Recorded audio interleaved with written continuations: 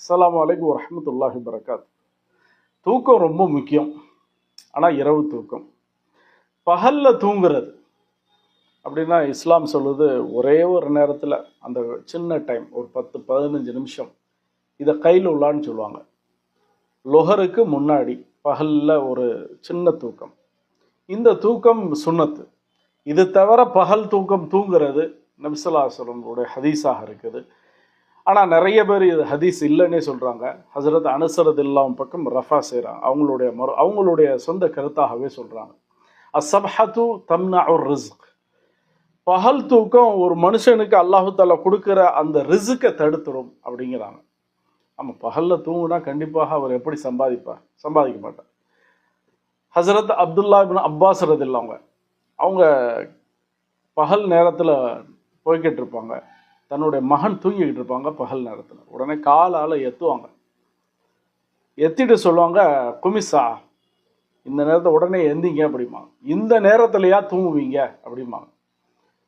இந்த நேரத்தில் தூங்குனா அரபு தேசத்தில் ஒரு பழமொழியே இருக்குது. அரபு மக்கள் இந்த நேரத்தில் தூங்குறத எந்த விதத்தில் சொல்லுவாங்க தெரியுமா அப்படின்னு அத்தா மகன்கிட்ட கேட்பாங்க. உடனே மகன் சொல்லுவாங்க, என்ன என்ன அத்தா சொல்கிறாங்க அப்படின்னா சொன்னாங்க, இந்த நேரத்தில் தூங்குறது இருக்குது மஹரமத்துன், ஒரு மனுஷனுக்கு வயோதிகத்தை ஏற்படுத்தும்.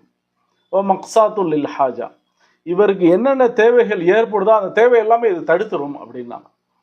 இன்னொரு இடத்துல சொன்னாங்க, தூங்குறதுங்கிறது 3 விதம் இருக்குது. பகலில் தூங்குறது ஒன்று இருக்குது நௌமுன் முஹிக். இது ரொம்ப கோபத்தை ஏற்படுத்தக்கூடிய ஒரு தூக்கம். இது லுஹாவுடைய நேரத்தில் தூங்குறது. இப்படி தூங்கக்கூடாது அப்படின்னு.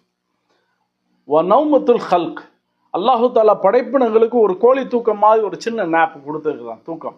இந்த தூக்கம் தூங்கலாம் அப்படின்னா இதை தான் கையில் உள்ளான்னு நம்ம சொல்லுவோம். சின்ன தூக்கம். அதை ஒரு அரை மணி நேரம் 3/4 மணி நேரம் தூங்குறது கிடையாது.